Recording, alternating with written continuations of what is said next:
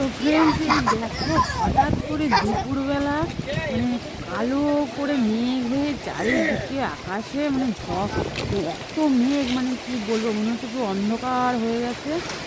আর বেশি টাইম লাগেনি, মানে খুব তাড়াতাড়ি ঝড় শুরু হয়ে গেছে। আর আমাদের বাড়ি যেহেতু গাছপালা বেশি, দেখো চারিদিকটা কি পরিমাণে পাতা পড়ছে, যেন পাতার বৃষ্টি শুরু হয়ে গেছে আমাদের।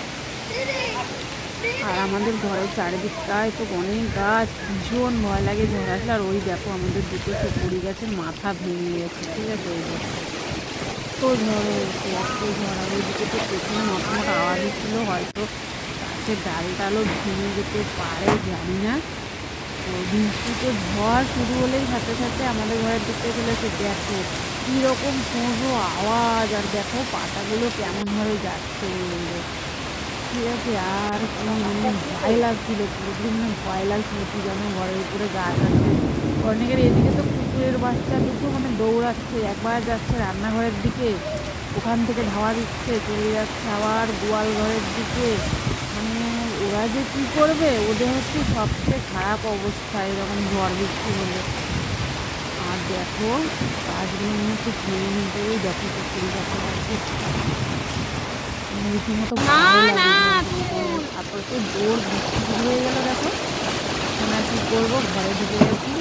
আর আমি ঘন্টার সময় বাইরে ছিলাম, ঘরে চলে এসেছি। ওই দেখো বৃষ্টিতে ফুল গাছগুলো, ওই যে নিম পাতা গাছ লাগিয়েছিলাম সেগুলোতে একদম গেছে প্রচণ্ড।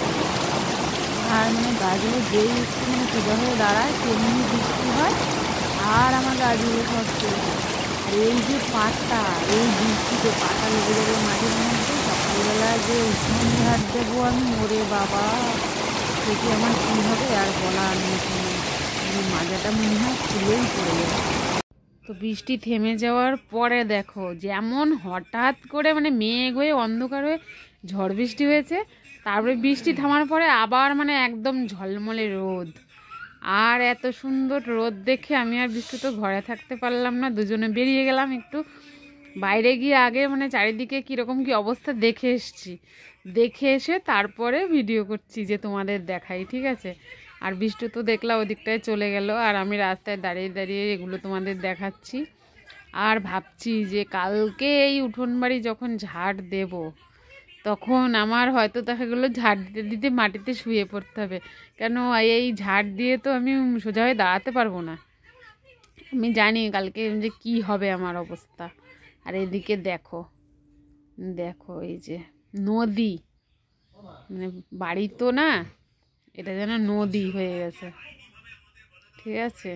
নৌকো চালাবো, তোমরা এসো আমাদের বাড়ি নৌকো চড়তে হলে। আর এইদিকে তাকাও, বাড়ির উল্টো দিকে আমাদের লম্বু গাছের ডাল ভেঙে পড়ে যাচ্ছিল রাস্তায়, দাদাবাবু এই সাইডে সরিয়ে দিয়েছে। আর এই যে কেবিলের তার ছিঁড়ে সব এক হয়ে গেছে। পাখি বিষ্টু দুজনের কি আনন্দ দেখো। তো আমাদের এখানে কেমন কি ঝড় তুফান হয়েছে সেটা তো তোমাদের দেখালাম।